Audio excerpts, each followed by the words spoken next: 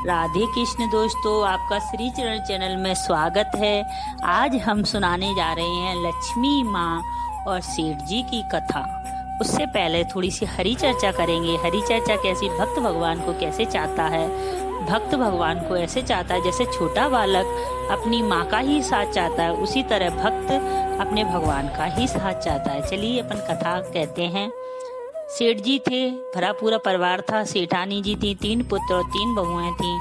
सभी अच्छी तरह से चल रहा था और सेठ जी लक्ष्मी माँ के परम उपासक थे, तो लक्ष्मी माँ की अटूट कृपा थी। बड़े आनंद से जीवन जा रहा था, पर सभी दिन अच्छे नहीं रहते। कभी सुख और कभी दुख सभी के जीवन में आता है। तो सेठ जी को लक्ष्मी माँ ने कहा, बेटा तेरे जीवन में बुरा वक्त आने वाला है और बुरा वक्त आ रहा है, तो अब मेरे को जाना होगा। तू मेरे से कोई एक बार मांग ले। तो सेठ जी ने बोले कि माता मेरे को एक ही वर दीजिए कि हमारे परिवार में कभी लड़ाई ना हो। माता ने कहा तथास्तु बेटा, और कहते ही लक्ष्मी माँ चली गई। और अब बुरा वक्त का आना आरंभ हुआ। तो बुरा वक्त जब आया तो सभी काम उल्टे ही होते हैं। कोई आपस में बात नहीं करता, सबके मन खिन्न खिन्न रहते हैं। तो सेठानी जी ने खिचड़ी छौंकी और उसमें नमक डाल के ढक दिया। बड़ी बहू आई, बड़ी बहू ने देखा इसमें नमक नहीं डाला होगा, तो बड़ी बहू ने नमक डाल दिया। इसी प्रकार बीच वाली बहू आई, उसने भी नमक डाल दिया और छोटी वाली बहू ने भी नमक डाल दिया। खाना बनके तैयार हुआ, खाना परोसा गया। सेठ जी दुकान से आए, सेठ जी ने भोजन पाया तो भोजन में नमक इतना था कि सोचते ही जीभ सोचिए कि चारों जनों ने डाला था तो नमक कितना होगा। तो इतना नमक था, पर सेठ जी चुप रहे कि सेठ जी को पता था कि बुरा वक्त है और बुरा वक्त जब आता है तो सब अच्छी चीजें बुरी हो जाती हैं। जो सेठ जी ने शांति से भोजन पाया और चले गए। अब बड़ा बेटा आया, बड़े बेटे ने भी भोजन पाया। जैसे ही पहला कौर अपने मुख में रखा, वैसे ही उसके मुंह का स्वाद ऐसा हुआ, गुस्सा तो बहुत आया, पर उसने पहले पूछा कि पिताजी भोजन कर गए।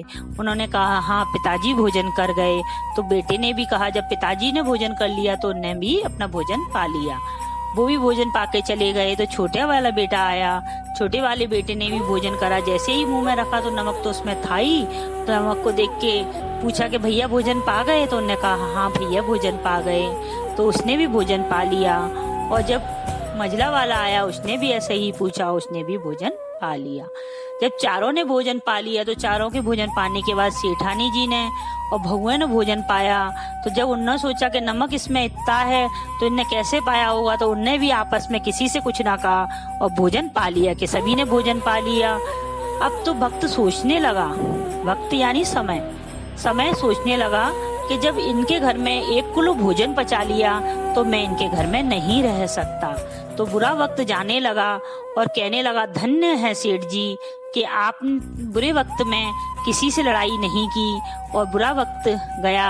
और जैसे बुरा वक्त गया वैसे ही लक्ष्मी माँ का प्रवेश हुआ और कहा बेटा आज तुम अपनी बुद्धिमानता से सारी परीक्षा जीत गए। जय श्री राधे, अब आपका कभी वक्त बुरा नहीं आएगा। और हम कथा को यहीं विश्राम देते हैं। जय श्री राधे। इस पर कथा से हम क्या सीख लेते हैं? इस कथा से हम यही सीख लेते हैं कि कभी समय चाहे कैसा भी हो, जिब्या से सदा मीठा ही बोलना चाहिए, क्यों अच्छे और बुरे सभी समय आपस में निकल जाते हैं। जब दुख जाता है तो सुख दे के जाता है, तो दुख से कभी नहीं घबराना चाहिए।